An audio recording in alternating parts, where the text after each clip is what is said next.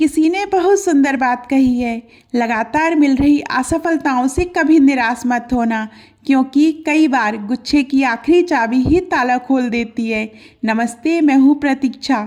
आज मैं आपको एक छोटी सी लेकिन बहुत गहरी सीख देने वाली कहानी सुनाने जा रही हूँ।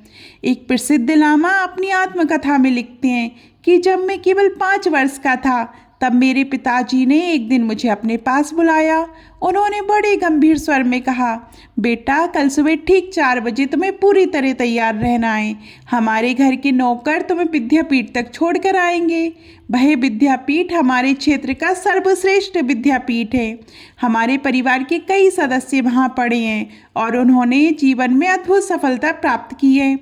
तुम्हारे पास भी एक अवसर है अपने जीवन को श्रेष्ठ बनाने का, सर्वोत्तम शिक्षा प्राप्त करने का। लेकिन एक बात हमेशा याद रखना, जब तुम कल सुबह यहाँ से रवाना होगे, घोड़े पर बैठोगे तो पीछे मुड़कर मत देखना। हमारे घर की परंपरा है कि कोई भी पीछे पलटकर नहीं देखता। अगर तुमने पीछे देखा तो हमारे घर के दरवाजे तुम्हारे लिए हमेशा के लिए बंद हो जाएंगे। ये बातें एक 5 साल के छोटे बच्चे के लिए बहुत कठोर थी, लेकिन पिताजी यहीं नहीं रुके। उन्होंने आगे कहा, ध्यान रखना, कल दरवाजे पर तुम्हारी माँ भी मौजूद नहीं होगी। वह तुम्हें छोड़ने नहीं आएंगी, क्योंकि अगर वह आई तो तुम्हारी आंखें नम हो जाएंगी। उनकी आंखों में आंसू आ जाएंगे और तुम बार बार पीछे देखने लगोगे।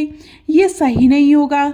मैं भी वहाँ मौजूद नहीं रहूँगा, लेकिन मेरी नज़र तुम पर रहेगी, इसलिए किसी भी हालत में पीछे मत देखना। ये बात उस बच्चे को बार बार समझाई गई। उसके पास कोई विकल्प नहीं था। वह बस हाँ में हाँ मिलाता गया। अगली सुबह ठीक 4 बजे वह बच्चा तैयार था। वह घोड़े पर बैठ चुका था और घर के नौकर उसे विद्यापीठ ले जाने के लिए निकल पड़े। रास्ते में नौकर उसे समझाते रहे, बेटा, पीछे पलटकर मत देखना, आपके पिताजी छत से आपको देख रहे हैं। वहाँ तक जहाँ वह मोड़ दिखाई दे रहा है उनकी नज़र रहेगी। अगर आपने पीछे देखा तो घर के दरवाजे हमेशा के लिए बंद हो जाएंगे। वह 5 साल का बच्चा भीतर से खुद को मजबूत बनाए हुए है। उसने पीछे मुड़कर नहीं देखा। जब रास्ते का आधा हिस्सा तय हो गया, नौकरों ने फिर समझाना शुरू किया, बेटा, जिस विद्यापीठ में तुम जा रहे हो वहाँ प्रवेश परीक्षा होगी। अगर तुम वह परीक्षा पास कर लोगे तभी दाखिला मिलेगा। अगर असफल हुए तो तुम्हें वहाँ से भी निकाल दिया जाएगा। तब ना घर लौट सकोगे ना बाहर रह सकोगे।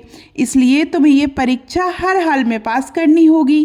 5 साल का वह बच्चा यहाँ भी सिर्फ हाँ में हाँ मिलाता रहा। जब वे विद्यापीठ पहुँचे तो वहाँ के आचार्य ने कहा, बेटा, अब तुम्हारी प्रवेश परीक्षा का समय है। अगर उत्तीर्ण हो गए हो तो अंदर प्रवेश मिलेगा, अन्यथा तुम्हें यहाँ से जाना होगा। कहाँ जाओगे ये हमें नहीं पता। बच्चे ने विनम्रता से पूछा, मुझे क्या करना है?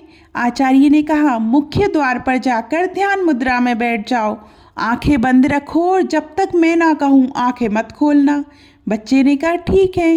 वह मुख्य द्वार पर जाकर ध्यान मुद्रा में बैठ गया और आंखें बंद कर ली। कुछ ही देर में मक्खियाँ भिनभिनाने लगी, मच्छर काटने लगे।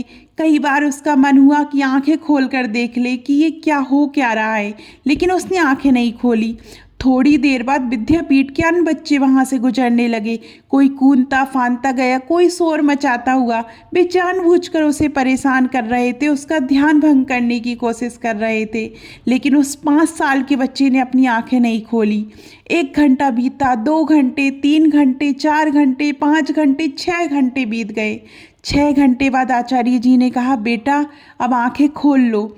बच्चे ने आंखें खोली। आचार्य जी ने उसे तुरंत गले लगा लिया और उसे विद्यापीठ में प्रवेश दे दिया। आचार्य जी बोले, बेटा, मैं बस ये देखना चाहता था कि जो बच्चा कुछ देर आंखें बंद करके भी नहीं बैठ सकता, वह शिक्षा कैसे ग्रहण करेगा। जिसमें स्वयं पर नियंत्रण ना हो, वह जीवन में क्या कर पाएगा। लेकिन तुमने इतनी छोटी उम्र में अद्भुत उदाहरण प्रस्तुत किया। जो बच्चे तुम्हारे आसपास शोर मचा रहे थे, उन्हें जानबूझकर भेजा गया था ताकि तुम विचलित हो जाओ, लेकिन तुम अडिग रहे। तुमने नियम याद रखा और आंखें नहीं खोली। ये बहुत छोटी सी कहानी हमें एक बहुत बड़ी सीख देती है। जीवन में संकल्पित होना, आत्मनियंत्रण रखना और स्वयं में अनुशासन लाना अत्यंत आवश्यक है। आजकल माता पिता चाहते हैं कि बच्चे हमेशा मुस्कुराते रहें, उन्हें कभी कठोर अनुभव ना हो, लेकिन वे ये भूल जाते हैं कि अत्यधिक नरमी बच्चों को कमज़ोर बना देती है। कई बार बच्चों को मजबूत बनाने के लिए, उन्हें अनुशासन सिखाने के लिए कठोर होना भी आवश्यक होता है। ये 5 साल के बच्चे की आत्मकथा हमें ये सिखाती है कि उसके माता पिता भीतर से दुखी जरूर होंगे, लेकिन वे जानते थे कि इस दुनिया में आगे बढ़ने के लिए अंदर से मजबूत बनना बेहद ज़रूरी है। आपको इस बच्चे की ये कहानी कैसी लगी कमेंट में ज़रूर बताइएगा। और अभी तक आपने हमारे चैनल परंपरा और प्रतीक्षा को सब्सक्राइब नहीं किया तो जल्दी कीजिएगा। धन्यवाद।